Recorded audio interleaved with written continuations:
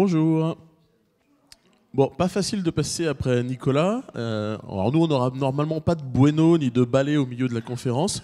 Par contre, je pense qu'on a essayé de relever un challenge avec Philippe, c'est de faire la conférence avec le plus d'acronymes. Je pense que vous l'avez déjà vu dans le titre de la conf. PIM, PCM, DAM, MDM. Alors moi, il y a 3 jours, je les connaissais même pas tout cela, tellement il y en avait. Non, c'est pas vrai. Alors après, pour être un peu transparent malgré tout, on a récupéré un slot qui c'était suite à une défection. Donc c'est vrai que ça fait 2 ou 3 jours qu'on prépare la conf avec Philippe. Donc on va essayer d'être un petit peu concret sur ce sujet. Donc aujourd'hui, vous avez la chance d'avoir Philippe Yonnet, un des dinosaures du SEO en France, on ne va pas se mentir, et moi-même qui suis à peine moins dinosaure. Voilà, donc avec Christophe, ça c'est le bonheur de la FEPSEM et des SEO Campus. On travaille pour 2 agences concurrentes.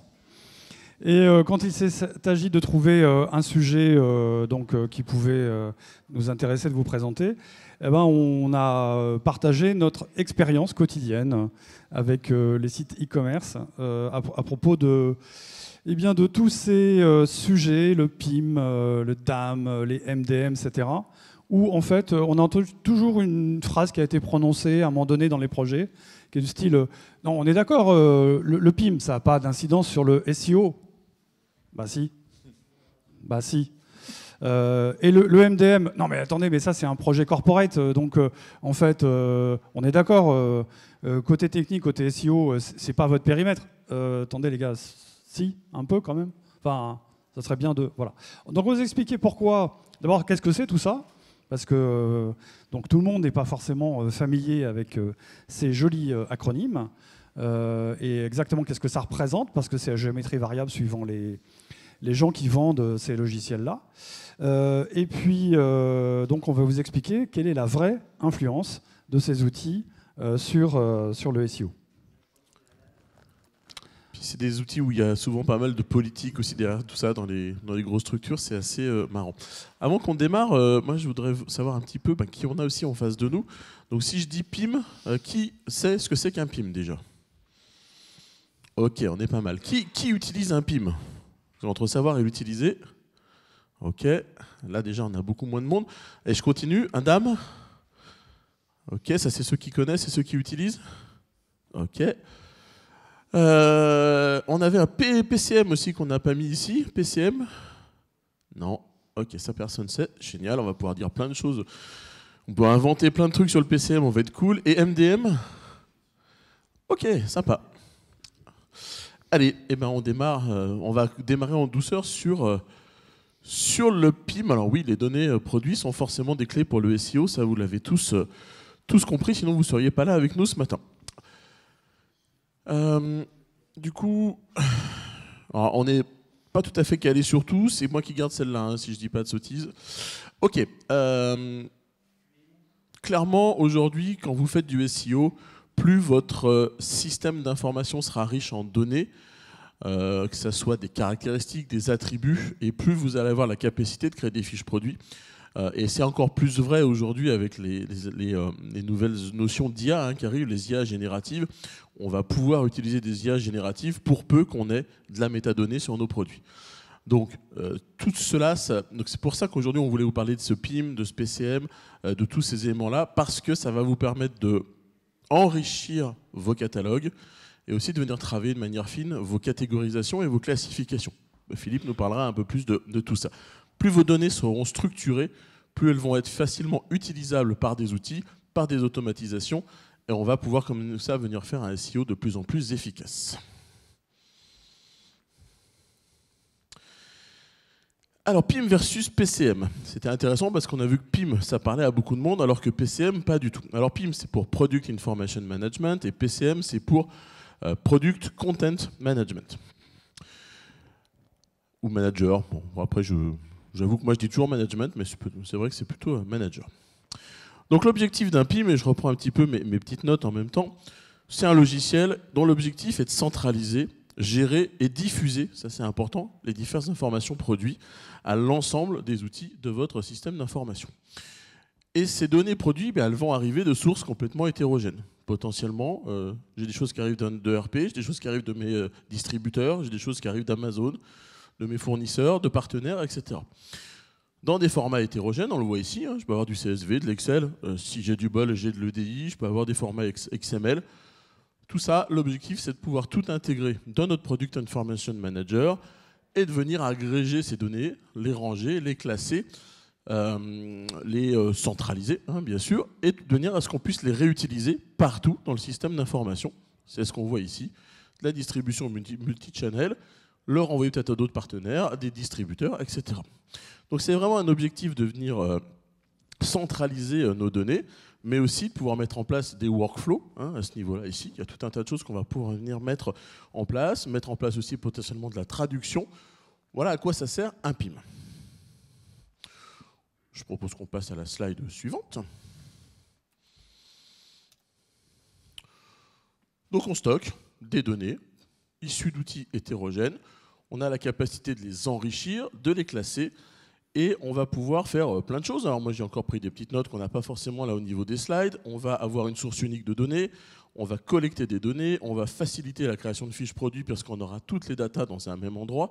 En général, on estime qu'un PIM fait gagner énormément de temps pour le time to market sur un nouveau produit, par exemple. Moi, j'avais vu des exemples en préparant la conf de structures qui mettaient, par exemple, 24 heures auparavant pour lancer un nouveau produit sur leur site e-commerce. Avec un PIM, ils sont passés de 24 heures à quelques minutes.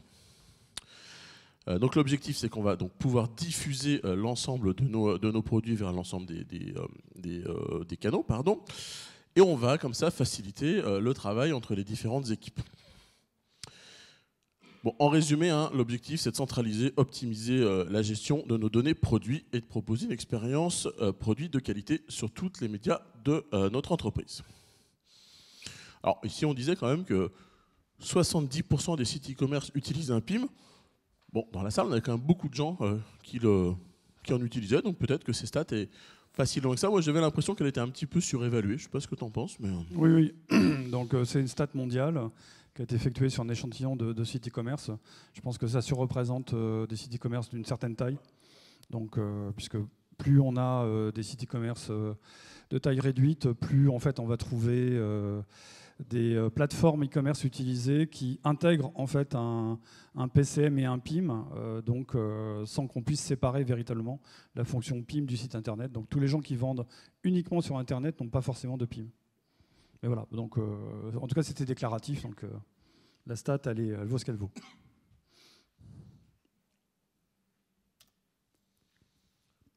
Alors on a ici Akeneo qui nous a fait un petit schéma qui reprend tout ce qu'on vient de se dire. Alors pour info, Akeneo c'est un PIM dont il existe notamment une version open source pour information.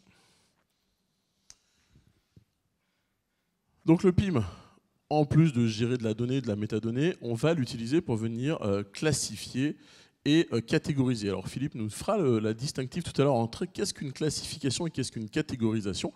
Mais en tout cas, c'est vraiment ce qui va nous permettre de créer notre hiérarchie, notre structure de catalogue. Et on connaît tous l'importance d'avoir la bonne hiérarchie en termes de référencement naturel, d'avoir des bonnes catégories avec des produits dedans, pas de catégorie avec trop peu de produits. Et on parlera aussi tout à l'heure de ce remplissage des catégories avec les attributs et les caractéristiques et de leur impact sur le SEO. Quelques exemples de PIM. J'ai cité Akeneo, qui était une solution qui contient notamment une version open source. Si je devais en ressortir qu'un seul autre de cette grande liste, même si tous ont leur spécificité, on pourrait noter Quable, qui est un PIM français.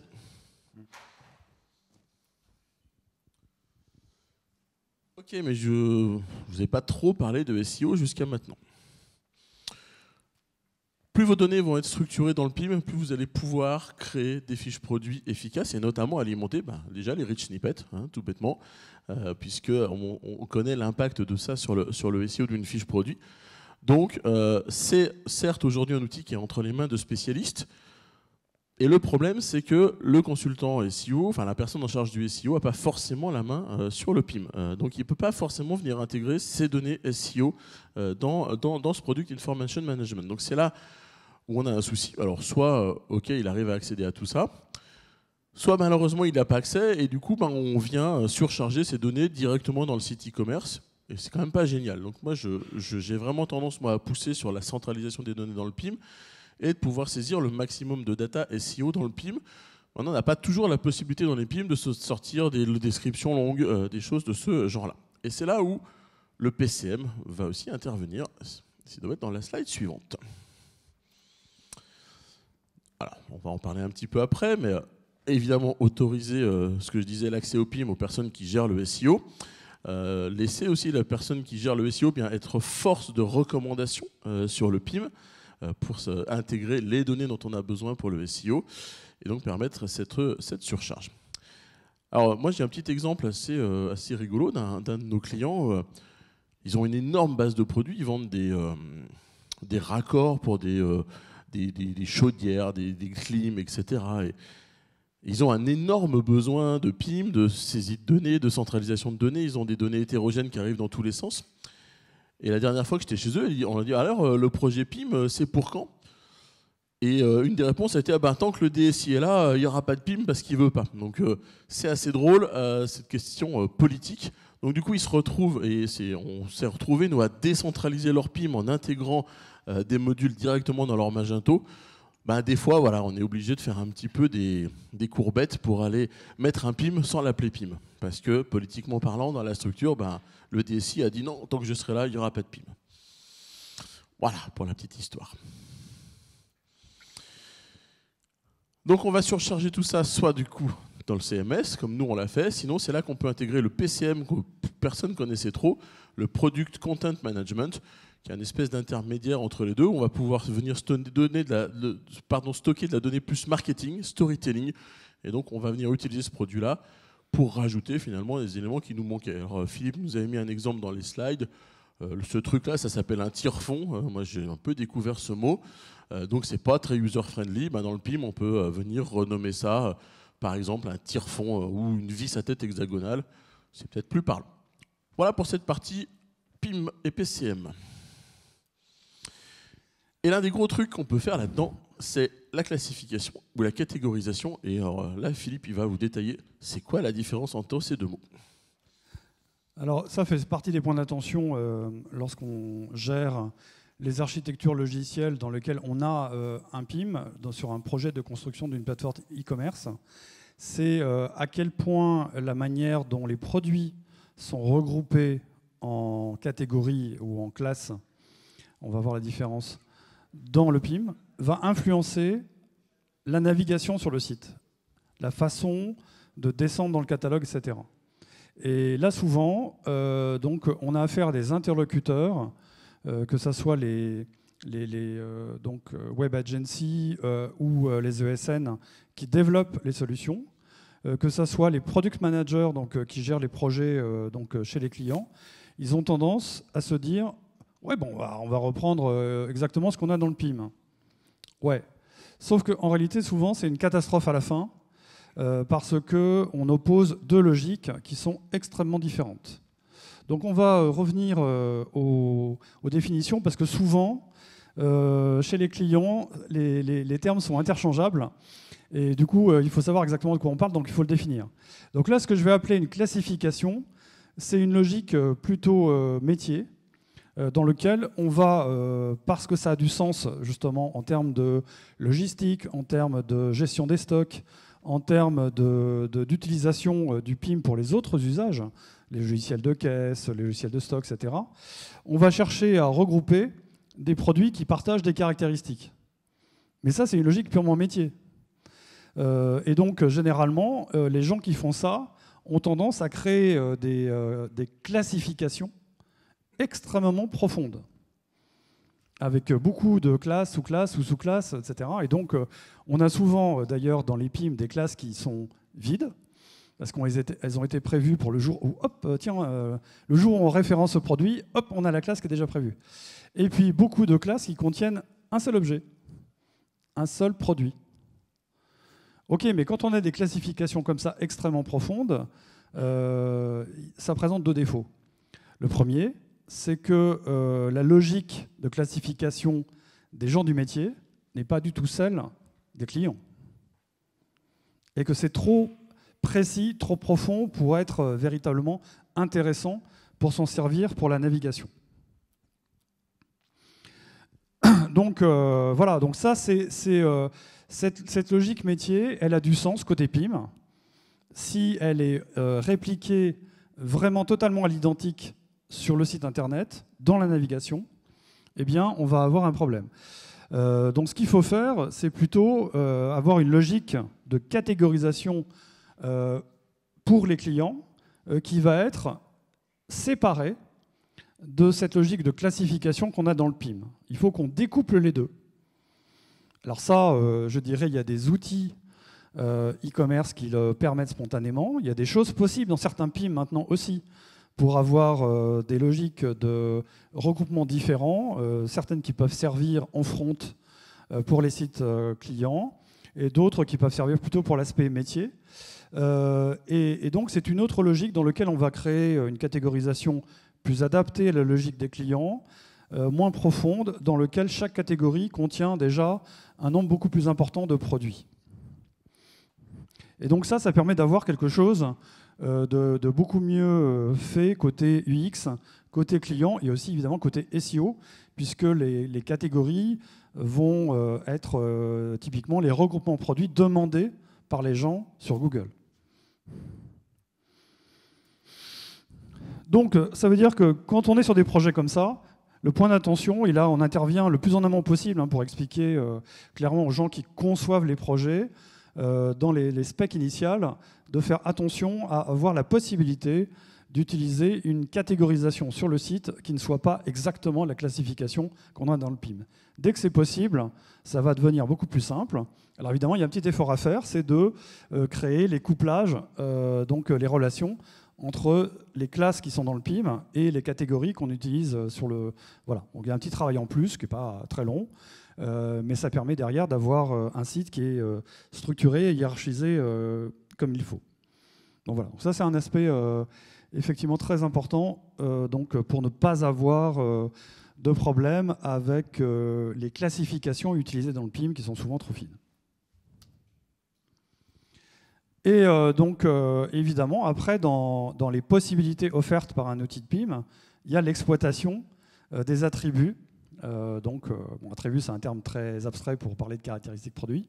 Et là, je vais laisser la parole à Christophe pour nous donner un petit peu plus de détails là-dessus. Ouais, on parle simplement de déclinaison d'une chaussure qui est disponible du 38 au 42, etc.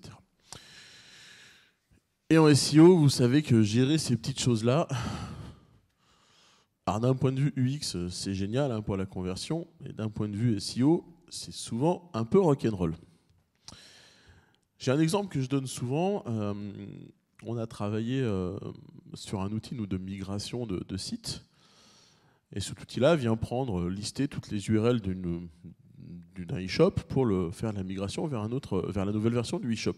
Et quand on a commencé à tester cet outil, c'était il y a 3-4 ans, moi j'ai pris un site sur lequel j'étais justement en train de faire une migration. Et je commence à lancer l'outil. Dans le site, j'avais 700 produits. Au bout de 2 jours, quand j'avais plus d'1 million d'URL crawlés par l'outil, on s'est un peu étonné. On s'est dit, bon, soit notre outil a un bug, soit il y a un gros souci quelque part. Et il se trouve que toutes ces petites cases à cocher, là, à chaque fois, elles géraient une URL.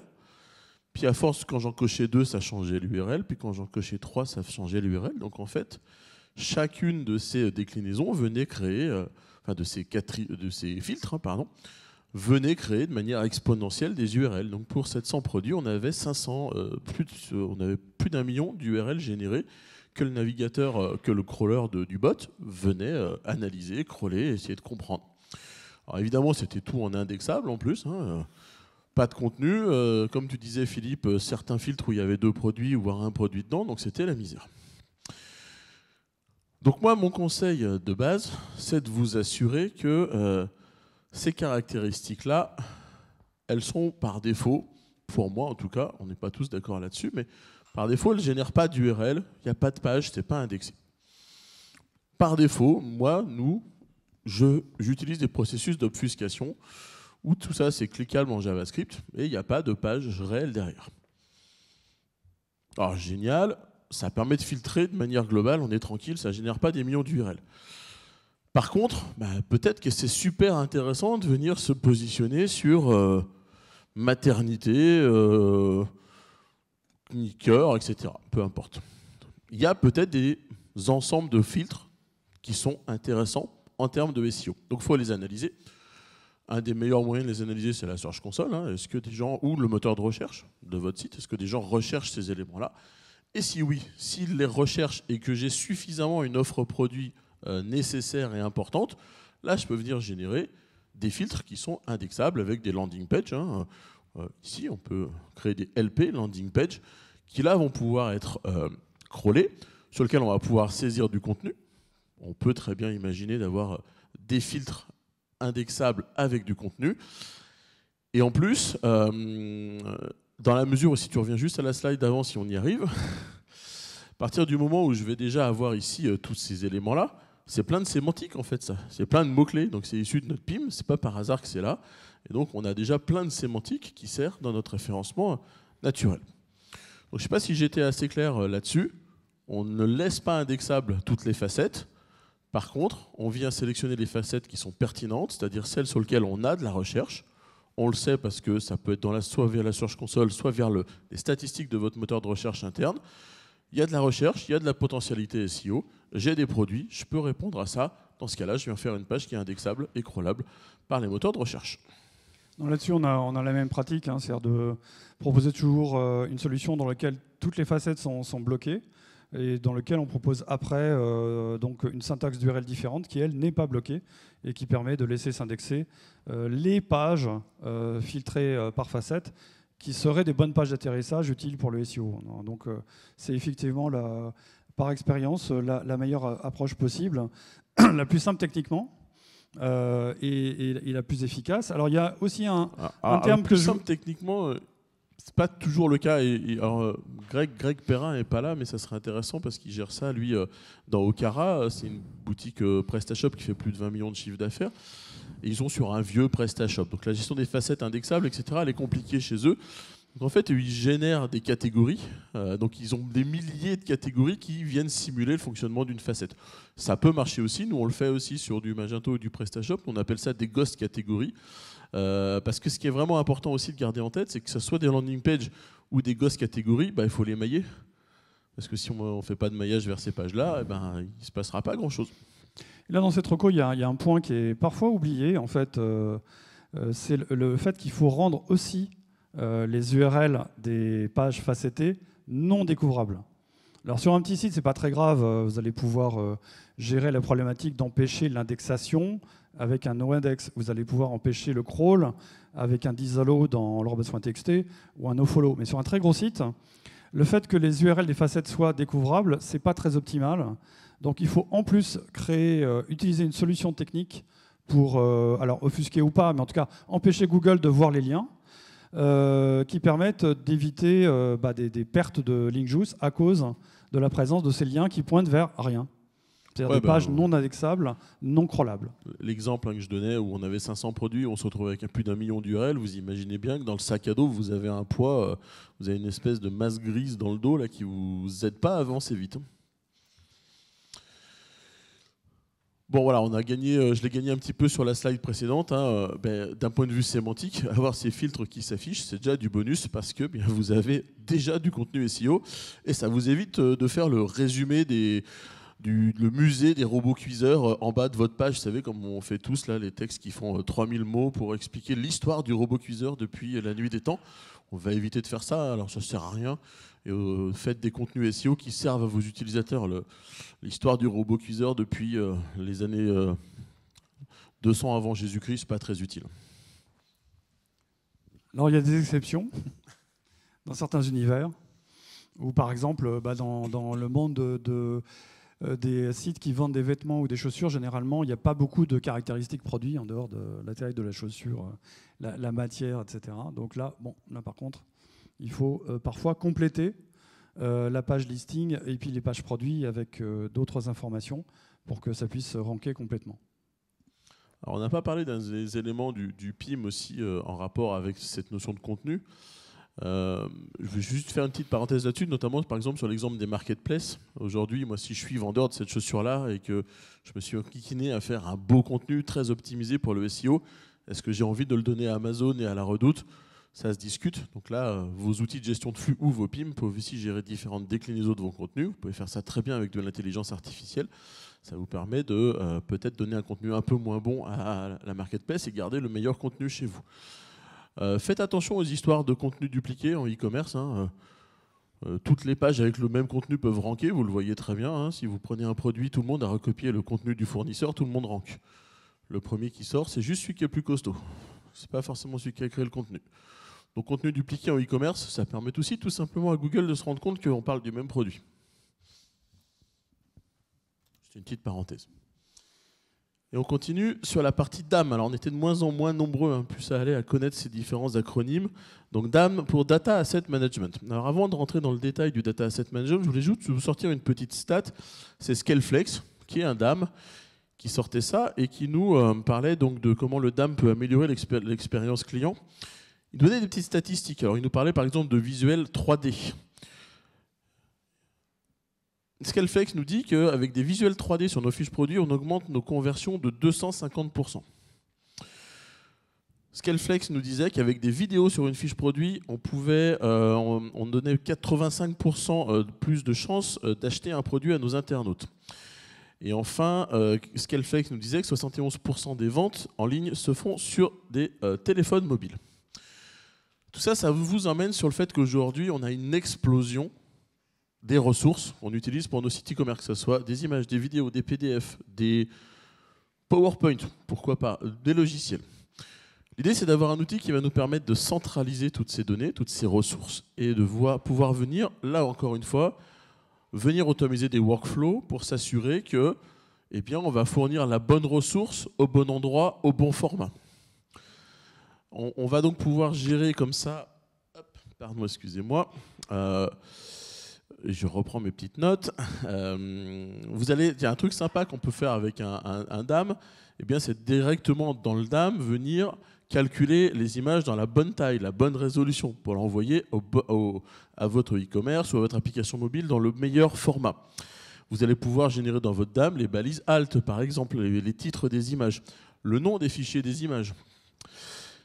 Je crois que tu l'as remis juste là après, voilà, merci. Vous allez pouvoir utiliser des conventions de nommage. Vous allez pouvoir. Donc l'idée, c'est vraiment d'avoir un outil dans lequel vous allez centraliser toutes vos images et aussi toutes les versions de vos images, de manière à ce que vous n'ayez plus à vous dire ah mais où est mon image? Et encore une fois, donc ça vient vraiment compléter le PIM pour gagner du temps dans la mise à disposition de vos produits. Et ce qui est super intéressant, et on l'a peut-être pas encore parlé, je voulais vraiment revenir là-dessus parce que moi j'ai eu des exemples et des cas clients précis de gens qui ont cumuler ces outils, un PIM, un DAM, parce qu'ils ont une base de données commune qui leur sert à alimenter plusieurs sites internet, mais aussi des catalogues PDF, des catalogues papier. Et ils savent que s'ils viennent modifier la donnée à un endroit, l'image à un endroit, tous leurs médias vont être mis à jour. Et là, c'est quand même un game changer important, parce qu'aujourd'hui, quand vous avez à gérer multiples sources, et que dans chacune de ces sources, vous avez des multiples médias, et que chacune utilise leurs propres sources, c'est la misère, vous n'avez jamais rien d'aligné. Donc ces outils-là, c'est vraiment ça l'objectif. Et puis ici, on le remet ici, vous avez toute la partie internationale, évidemment. Vous allez pouvoir venir gérer vos titles, etc. dans toutes les langues. On peut enchaîner. Voilà, on va passer vite sur celle-là. C'est la même notion d'information. Alors, là encore une fois, l'idéal, c'est que le spécialiste SEO de la boîte, il ait accès aux DAM. Et puis, si malheureusement pas de bol, il n'y a pas accès, encore une fois, il va essayer de bidouiller avec le PCM ou le CMS, dont on le disait tout à l'heure. Mais l'objectif, c'est vraiment de pouvoir travailler dès le départ le plus efficacement et de partager la data avec tout le monde. Alors évidemment, quand on commence à voir un site e-commerce qui se base sur la réutilisation de données qui viennent de différentes bases, celle du PIM, un PCM éventuellement pour compléter un DAM. L'architecture logicielle donc, doit être conçue pour permettre de manière efficace l'optimisation SEO à tous les niveaux. Donc c'est important de bien faire attention à ce que, notamment, on ait la possibilité de modifier les informations pour faire des optimisations dans les différentes couches. Donc le principe, c'est ça, c'est que vous avez le PIM et le DAM donc au plus bas niveau. Par-dessus, la surcouche, c'est le PCM qui rajoute des informations. Et puis après, vous avez ce qui sert à faire véritablement le site côté front. Et ben, donc au niveau du PCM, logiquement, on doit pouvoir faire des optimisations SEO. Et au niveau, évidemment, de la plateforme e-commerce également. Je vais aller vite là-dessus pour aller parler après de quelque chose qui, lorsque vous travaillez avec des gros sites e-commerce à l'international, va être quelque chose d'important à comprendre et à gérer. Donc c'est la notion de Master Data Management. Alors c'est quoi ça? Alors imaginez que vous êtes une entreprise qui a augmenté de taille avec le temps en rachetant d'autres boîtes. Ça veut dire que vous allez intégrer dans la même société des gens qui fabriquent des produits, mais avec des histoires différentes dans chaque entreprise qui fait partie maintenant du même groupe. Et chaque filiale qui est devenue maintenant intégrée dans l'entreprise, en réalité, utilise des technologies différentes pour gérer le PIM, le DAM, toutes les données produits. Et c'est vrai aussi pour le côté front, où parfois ils utilisent également différentes solutions e-commerce. Donc, arrivé à un certain niveau de maturité dans l'entreprise, il y a toujours quelqu'un qui dit « Ouais, en fait, ça serait bien d'avoir un seul référentiel métier ».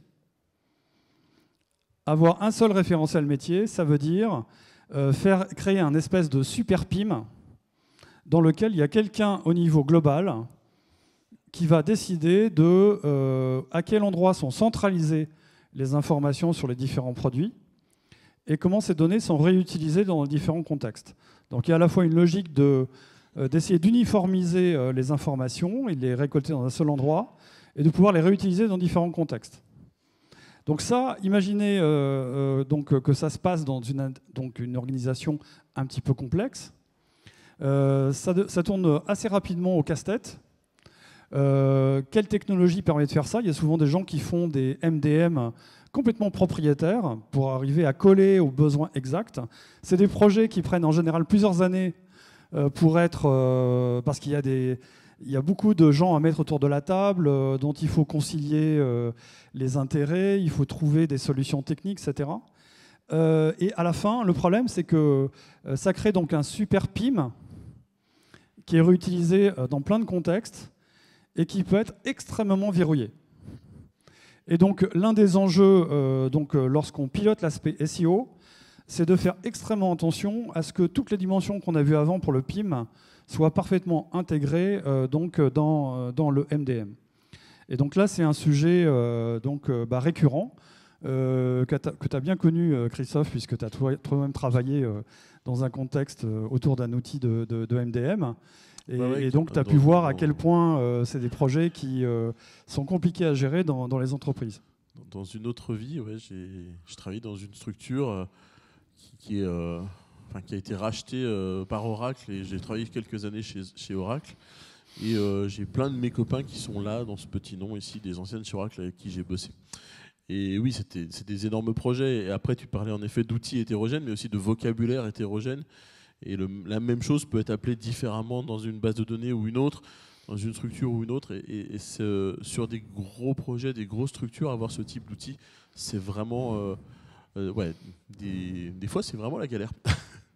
Donc j'ai appelé ça un super PIM. C'est vrai qu'en réalité, c'est souvent un méta-PIM, donc quelque chose qui se met au-dessus du PIM, et avec en plus la volonté en général dans les entreprises d'intégrer beaucoup plus d'informations que dans un PIM normal, parce que il y a beaucoup d'informations métiers supplémentaires que seule la partie de l'entreprise qui fabrique un certain produit dans un certain pays connaît et qu'elle ajoute dans le MDM pour arriver à gérer l'information correctement. Donc du coup, même chose que pour le PIM. Donc le problème, c'est les droits d'accès. Donc il faut se débrouiller pour que ça soit pas du tout inaccessible pour les gens du SEO et qu'à un moment donné, les aspects d'optimisation puissent être pris en compte dans ces projets-là. En pratique, c'est pas facile. Il faut vraiment faire extrêmement attention. Si dans une entreprise, vous entendez le mot MDM, ça doit vous réveiller. Alors, ou référentiel métier, voilà.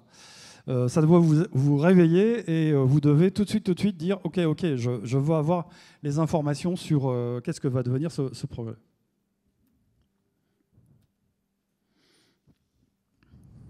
Tu nous rajoutes encore de nouveaux acronymes, Philippe? Bah oui, il fallait absolument qu'on batte le record. Donc, je suis désolé, mais donc on a rajouté ERP pour pas confondre. Ça aussi, ça existe dans les entreprises. Alors, c'est pas ce qu'on a vu avant. Hein, c'est des produits différents. Ou le Product Life Manager, qui est effectivement un outil complémentaire, mais qui ne remplace absolument pas le PIM ou le PCM. Et Dieu sait que vous devez connaître, comme Philippe et moi, ces soucis des ERP où les gens justement veulent gérer le SEO, les images, mais ils ne peuvent pas les mettre. Et voilà, c'est là où il y a tout intérêt à venir leur proposer du PIM. Bon, conclusion, bien gérer les données produits à l'aide ou pas de ces outils d'ailleurs, hein, c'est absolument clé pour le SEO. Donc il faut penser le système de gestion de données très en amont. Plus vous avez la capacité à stocker l'information sous forme structurée, donc sous forme d'attributs, dans un catalogue, plus grandes seront vos possibilités d'exploiter ce catalogue à des fins de SEO. Donc il y a un vrai enjeu autour de ça.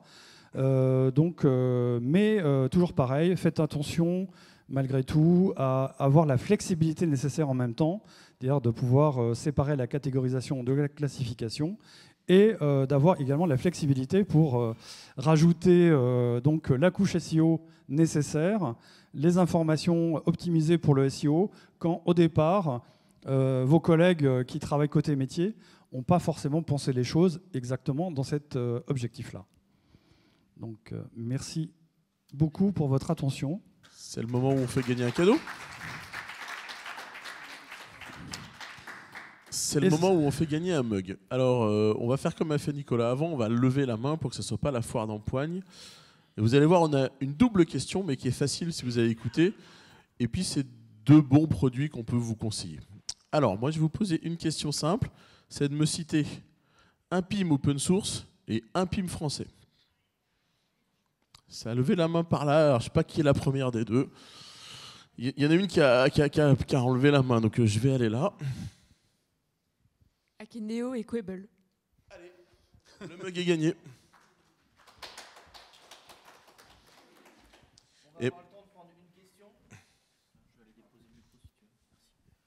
On va avoir le temps de prendre une question, voire 2 si elles sont courtes. Qui commence ?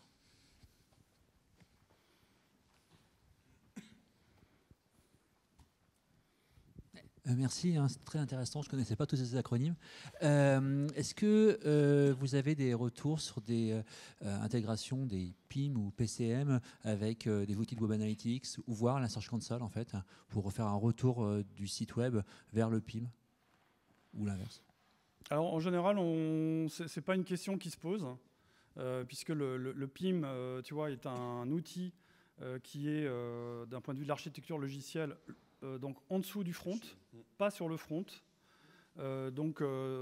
Généralement, tu vois, on ne cherche pas forcément à faire remonter de l'information qui viennent des outils de Web Analytics sur le PIM. Donc il y a des outils, par contre, qui récoltent des informations sur d'autres aspects. Comme par exemple, tu vois, sur c'est quoi les ventes par rapport au logiciel de caisse, tu vois, c'est quoi l'évolution, parce qu'il y a une logique marchande derrière tout ça. Mais c'est vrai que le réflexe, c'est rarement d'intégrer les données Web Analytics dans le PIM. Et au niveau du flux e-commerce, pour aller vers Google Merchant Center, c'est le PIM ou c'est le back-office qui gère habituellement? Ah, ça dépend. Ça dépend, en fait, ça dépend du PIM que tu utilises parce que tu as des outils. Enfin, moi, je me souviens des premiers PIM qu'on a connus entre 2000 et 2010, tu vois. C'était vraiment pas des outils qui faisaient autre chose que la gestion du strict nécessaire d'information pour gérer un logiciel de caisse ou de stock. Donc, les caractéristiques produits, tu n'avais quasiment rien dedans. Donc, voilà. Donc, tu ne pouvais pas faire un flux avec ça. Maintenant, les outils de PIM du commerce contiennent énormément de possibilités, donc tu peux rajouter plein d'informations dedans, et ils peuvent être réutilisés pour faire des flux. Après, ça dépend des implémentations. Pour moi, dans un monde idéal, en effet, le PIM devrait gérer les flux. C'est pas toujours le cas parce que, en effet, des fois, tu as aussi des gestionnaires de flux qui rentrent en jeu, des shopping feeds, des shopping flux, etc. Donc, eux vont souvent se plugger sur les CMS directement. Mais moi, dans un monde idéal, j'adorerais que ce soit dans le PIM. Et donc, typiquement, tu vois, dans les choses très sophistiquées, Akeneo, mais par exemple, PIMcore aussi. PIMcore, tu as un ensemble d'outils autour qui permet même de faire un site en front. Moi, j'ai un client qu'on a fait un récemment. Il a tout fait avec PIMcore. Depuis, tu vois, toutes les pages front du catalogue jusqu'au PIM et puis toutes les connexions avec les autres logiciels vraiment hardware, donc avec les ventes en magasin et tout ça. Et il gère effectivement le flux avec cet outil.